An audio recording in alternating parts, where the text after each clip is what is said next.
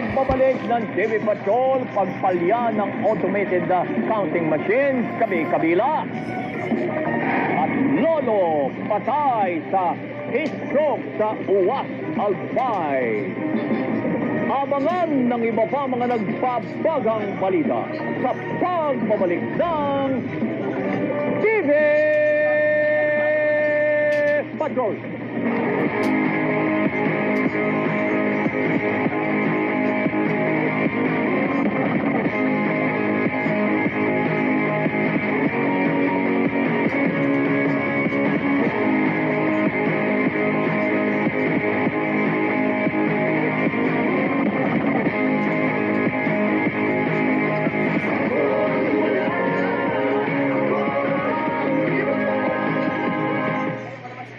TV Patrol, sa bayang napapanood at napapakinggan sa teleradyo serbisyo at radyo sa Istreta.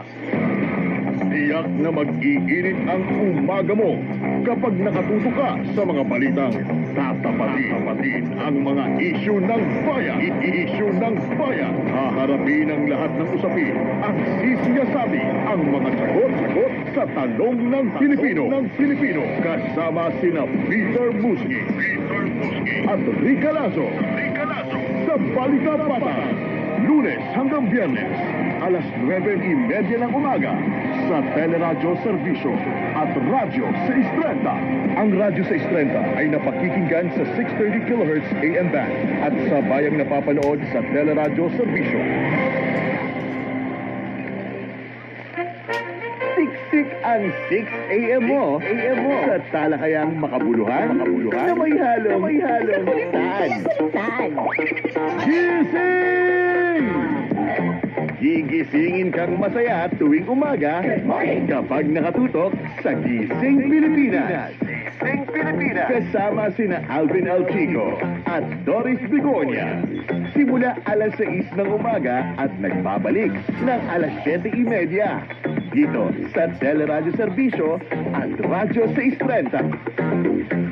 Ang Radyo 630 ay napakikinggan sa 630 kHz AM band at sa bayang napapanood sa Teleradyo Serbisyo.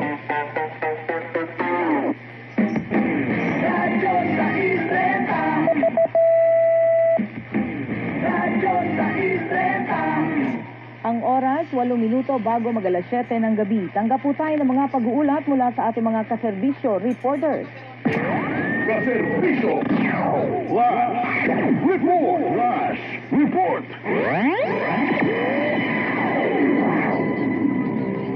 Halos 20 kandidato sinuspinde ang proklamasyon. Ilang presinto naman sa bansa padadalhan ng mga bagong balota ng Commission on Elections. Nagbabalita at nagseserbisyo sa COMELEC si Steve Raz. Steve? Yes, Ivy, sa katatapos lang na press conference ni COMELEC Chairman George Erwin Garcia dito sa Manila Hotel, kinumpirma nito ang suspensyon ng proklamasyon ng 19 na kandidato kabilang na si Isabela Vice Mayor candidate Attorney Jeril Harold Arespicio. Kinumpirma rin ni Garcia ang posibilidad na extension ng voting hours sa 15 presinto sa iba't ibang lugar sa bansa at paradalhin to ng mga bagong balota. Ito'y dahil sa mga problema tulad na lamang sa issue ng balota na malabo ang timing marks kaya hindi ito nababasa ng makina. Aabot naman sa 311 na automated counting machine ang pilitan dahil sa iba't ibang problema. Bukas din ang COMELEC na palawigin pa ang botohan sa ilang presinto sa bansa, partikular sa BARM, dahil sa rami ng mga botanteng bumoboto pero nilina ang papayagan lamang ay kung sino ang nasa 30 metro mula yan sa presinto. Sa issue naman na iba ang nakikita sa voters receipt sa ibinota ng botante, sabi ng COMELEC, wala pang patunay o ebidensya ang komisyon dito dahil malaki umano ang posibilidad na nakalimutan kung sino ang kanilang ibinoto. Samantala, bukas sisimulan ng COMELEC o ng National Board of Canvassers ang opisyal na pagbibilan ng mga boto para sa national position. Sa kabila ng kaliwat ka ng issue, nilinaw ni Garcia na walang failure of election ngayong araw ng halalan. Kaserbisyo mo sa COMELEC, Steve Raz, para sa mandato 2025 ng Teleradio Serbisyo at Radyo 630. Maraming salamat, Steve Raz. Samantala, 16 patay sa mahigit 40 insidente ng karahasan na kumpirmadong may kaugnayan sa eleksyon ayon po yan sa Philippine National Police. Nagbabalita at nagseserbisyo sa Campo Crame si Marlene Padiernos. Marlene? ay may mula sa 111 insidente ng karahasan na naitala ng PNP sa panahon ng halalan, iniulat ni PNP PIO Chief Police Colonel Rando Suanyo. Lumakit na sa 46 ang bilang ng mga insidente ng karahasan na kumpirmadong may kaugnayan sa eleksyon. Aniya batay sa pinakahuling datos ng PNP mula sa naturang bilang aabot na sa 16 ng individual na kumpirmadong nasawi. Samantala sa iwalay na datos ng pambansang pulisya, umabot na sa 68 ang bilang ng mga suspect sa insidente ng vote buying kung saan 11 mga arestado at 22 naman ang pinaghahalap pa. Habang nasa 69 naman ang mga individual ang arestado din ng pulisya dahil naman sa paglabag sa liquor ban. Kaserbisyo mo sa Campo Crame, Hermosa para sa mandato 2025 ng Teleradyo Serbisyo at Radyo 630. Maraming salamat, Marlene Padiernos. Samantala, humingi naman tayo ng update mula sa PPCRV Command Center. Nagbabalita at nagseserbisyo sa Maynila si Pamela Vasquez. Pam? Ay kung kaninang hapon ay overvoting issue, ngayon sa huling 2 oras ay karamihan sa mga complaints na natanggap ng PPCRV ay flooding. Yan yung pagkakaroon ng marka sa time marks. At ayon time marks, ito yung mga square o parisukat na nakapaligid doon sa mga balota. Most likely, ito daw ay galing doon sa something na ginagawa bago makaboto dahil dito ay minumungkahi ng PPCRV na ibalik sa 25% trading threshold at ito yung ginagamit nila noong 2022 dahil daw masyadong mababa yung kasalukuyang 15% at sinasabi nila na baka nga masyadong yung 15% na kung ito yung maliliit na marka. Kasama rin yung minumungkahi sa boto muna bago yung submark dahil ito yung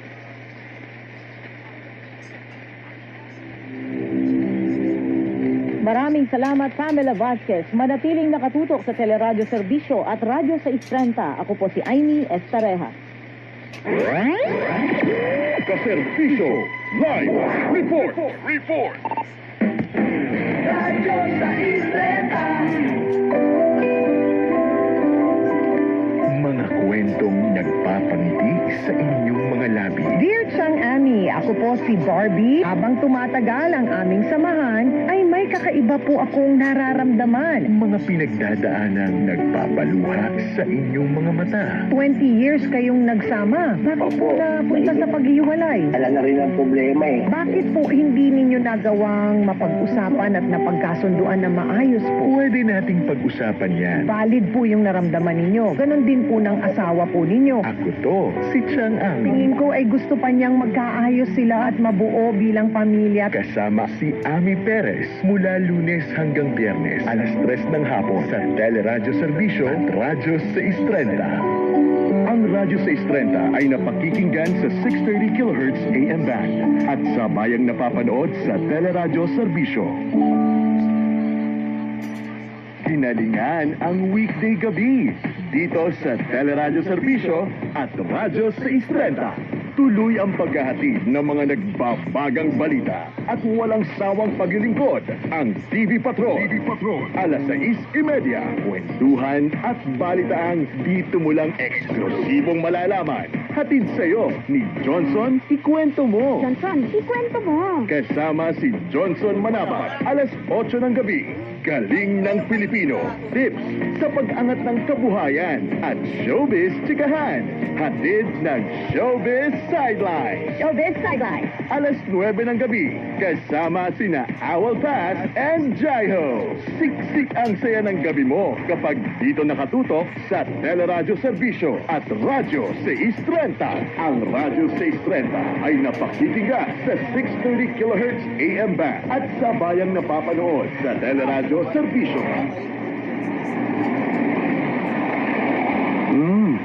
Ang ganda. Ang bango. Ang linis. Ganyan dapat ang ating kalsada. Iwas bahana, magiging world-class pa sa tulong ng bawat kaserbisyo.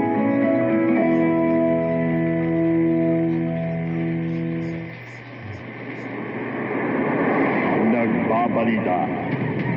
Nagseserbisyo. Ibo ang Teleradyo Serbisyo at Radyo 630.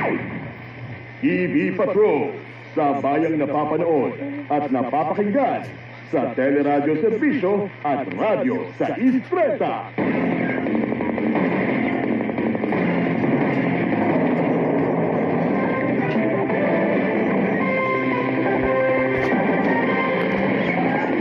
Maagang bumoto si Pangulong Ferdinand Marcos Jr. sa